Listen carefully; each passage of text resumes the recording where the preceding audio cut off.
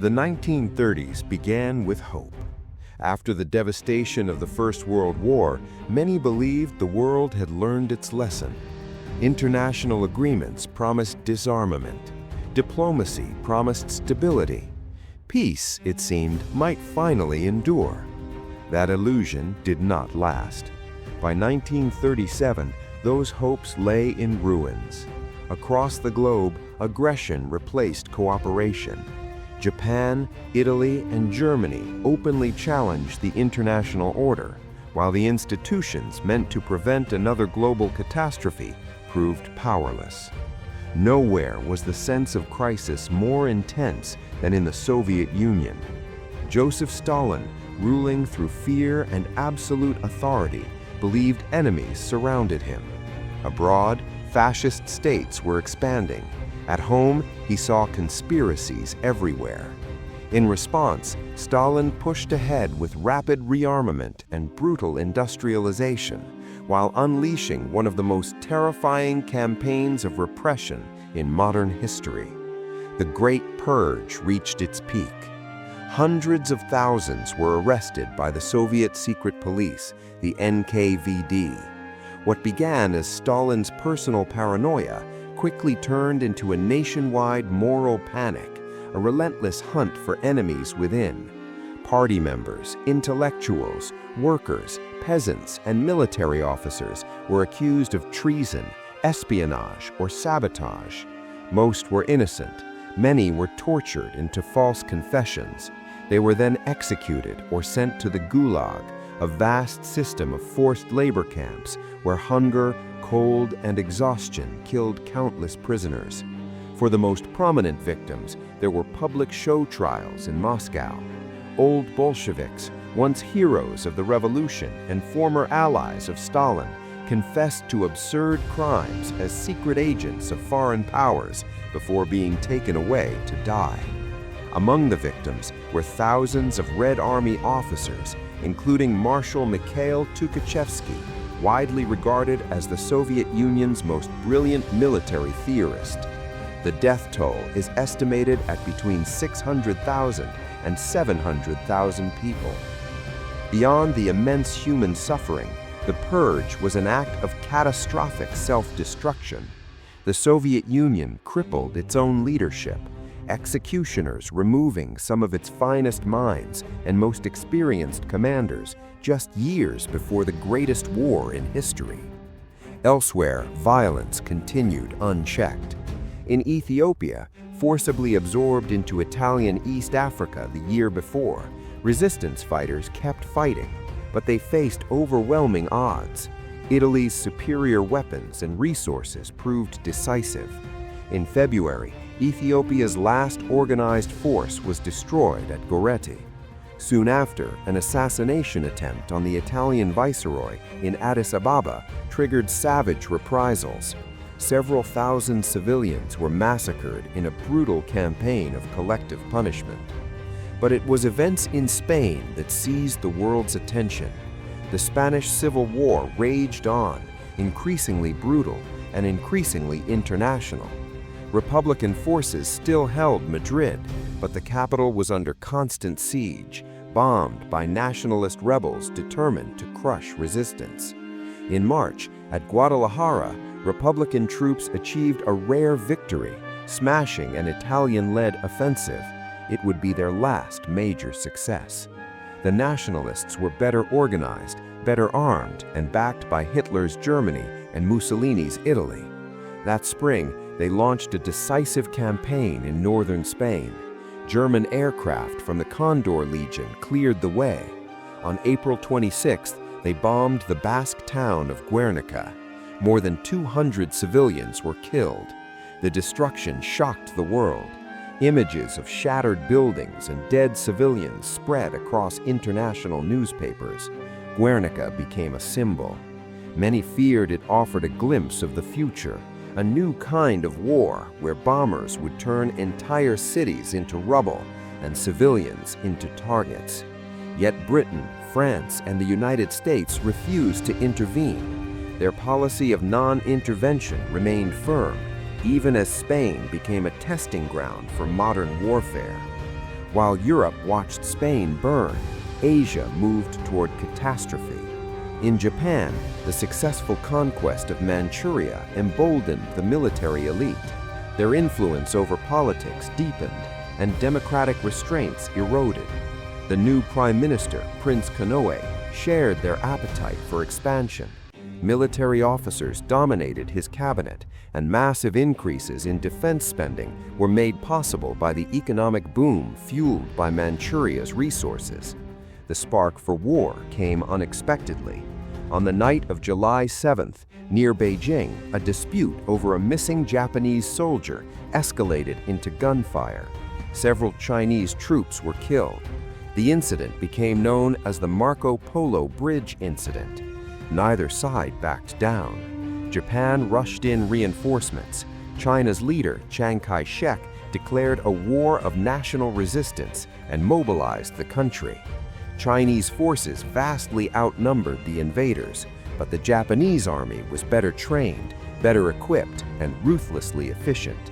Beijing fell within a month.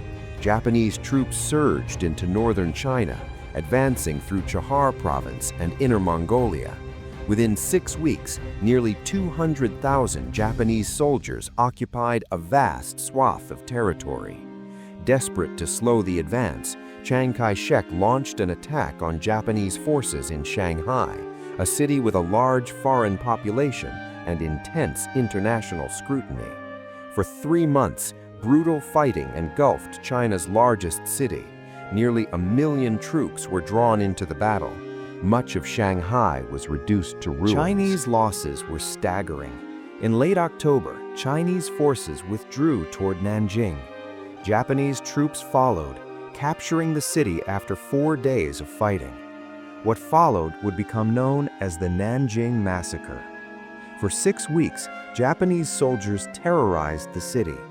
Desensitized by combat and inflamed by racist propaganda, they looted, raped, tortured, and murdered on a massive scale.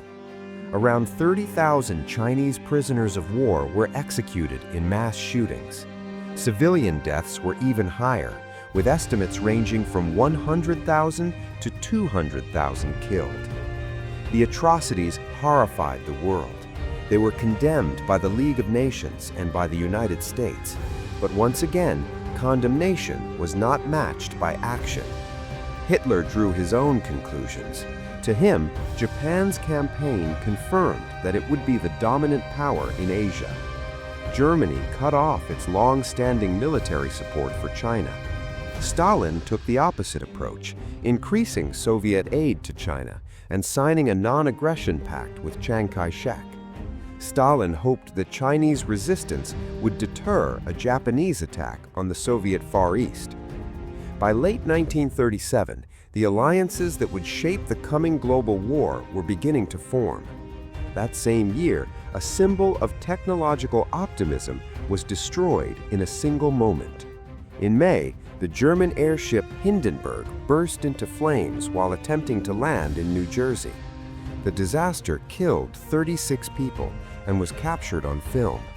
Across the world, moviegoers watched in shock as the great airship burned, a dramatic reminder that modern progress could turn deadly without warning. 3 weeks later, Britain welcomed a new prime minister. Neville Chamberlain was a committed believer in peace.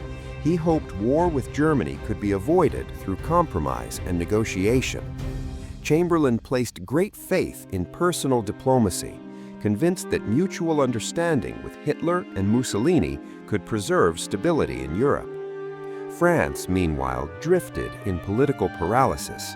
Prime Minister Léon Blum led France's fifth government in just 2 years. His Popular Front coalition survived for a full year before collapsing over the issue of aid to Spain's Republicans. Blum resigned, though he would return to office within months. French politics remained divided, and decisive action seemed impossible. In November, a pivotal meeting took place in Berlin.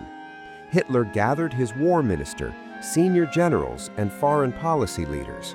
For the first time, he openly laid out his expansionist plans.